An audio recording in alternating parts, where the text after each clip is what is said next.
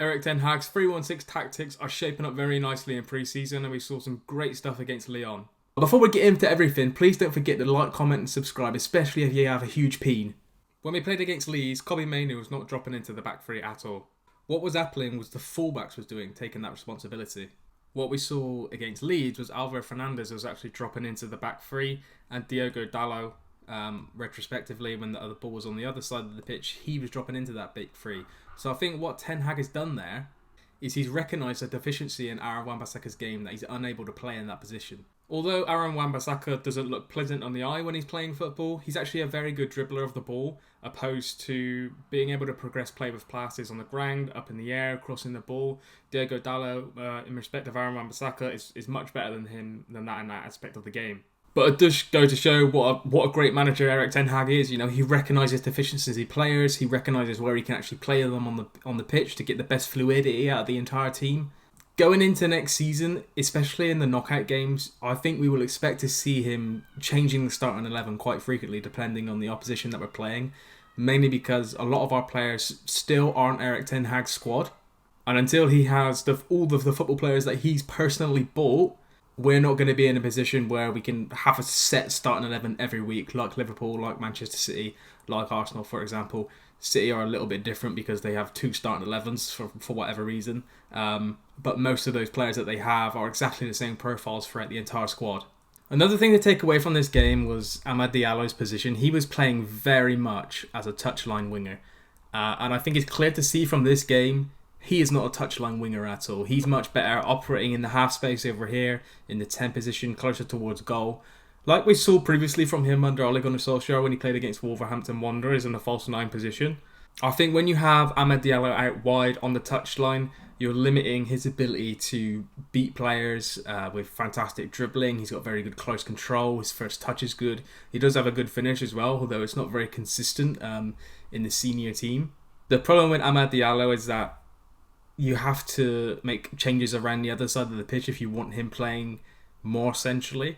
I wouldn't send him out on loan. I personally think we should keep him in the squad because we're playing like 60 plus games a season now. We're in all 4 competitions. So I would rather him play 20 games, make sub appearances as a first team for Manchester United than going out on loan. We really need to start investing in Amad Diallo and seeing where he is at in his senior career. Now, it's fair to say from an attacking standpoint, the first half was very poor after the first 15 to 20 minutes. And I understand we're still in pre-season, not everyone was back yet. Erik Ten Hag wants to get everyone match minutes, build up their fitness. But I can't quite get my head around the idea between playing the false 9 with Sancho, Anthony and Amad consistently rotating. It just didn't work. Now, we're heavily linked with Rasmus Højlund. We need a centre forward. It's ideally going to be our next transfer target that we pick up. Now, why would he not just start Hugo from the offset? Give Hugo 90 minutes so our players can start adapting to how we're going to be playing with a centre forward. Because that changed massively in the second half of the game.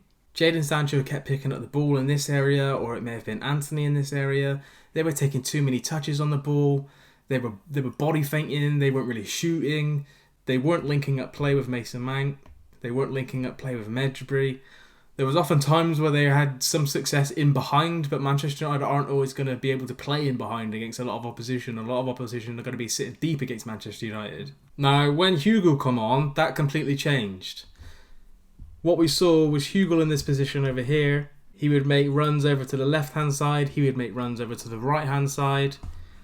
He was playing in his teammates that were coming in from the wide areas over here and over here. We saw midfielders running in behind, making third-man runs. And it was great to see, and that is how Manchester United should be playing next season with a centre-forward like Rasmus Højlund. Kovar was excellent. His distribution from short, mid-range, long-range, against pressure, he was absolutely phenomenal. And that's only going to go up again with Onana. You know, we saw Kovar playing passes into Lissandro and they were beating pressure. We saw him clipping balls out wide to the fullbacks. We saw him breaking lines into midfield. There was a nice one to Donny van der Beek where he clipped it over to Donny and Donny flicked it over to Sancho. And it is very direct. It's just fast-paced football straight off from the goalkeeper.